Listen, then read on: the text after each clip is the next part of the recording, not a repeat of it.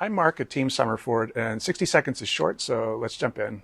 I entered because millennials are the largest generation in history, starting to hit 40, and most still rent because down payments cost as much as a house did a few years ago. Affordable housing has been a pet project of mine since architecture school, and Initiative 99 felt like a great way to get some of those ideas out into the universe.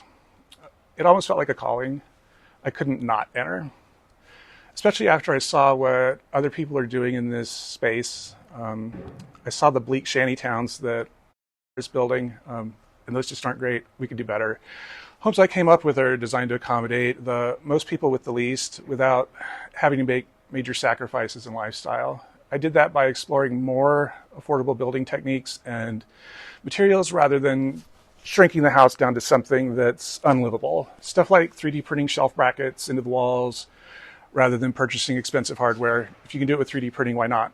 Sourcing inexpensive components from places like Tractor Supply for the carport patios. I chose inexpensive container canopies. It's a type of shelter that people usually use to keep their tractors and RVs out of the weather. They're really inexpensive.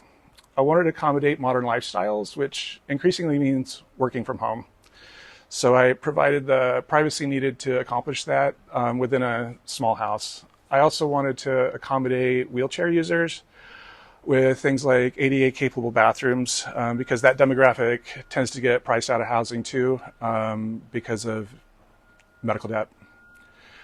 I designed two variants of the same base concept, 2-bedroom duplexes and 1-bedroom fourplexes available with detached flex casitas that can function as an extra bedroom, hobby shed, or home business. The clusters can be printed solo in rural off-grid settings like reservations or chained together as townhouses at suburban density. The floor plans are shotgun style with small fenced courtyards that also do double duty as secure sheltered parking.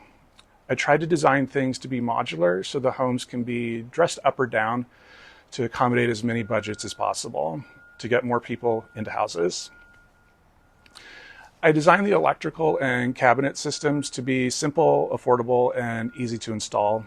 The roofs are sized to be built with standard SIP panels to streamline construction, but traditional trusses could also be used depending on what's appropriate for the whatever local market it's being built in. There are too many cool things to fit into a minute, like the rain harvest system to flush the toilets. So I'm looking forward to sharing those details in phase 2.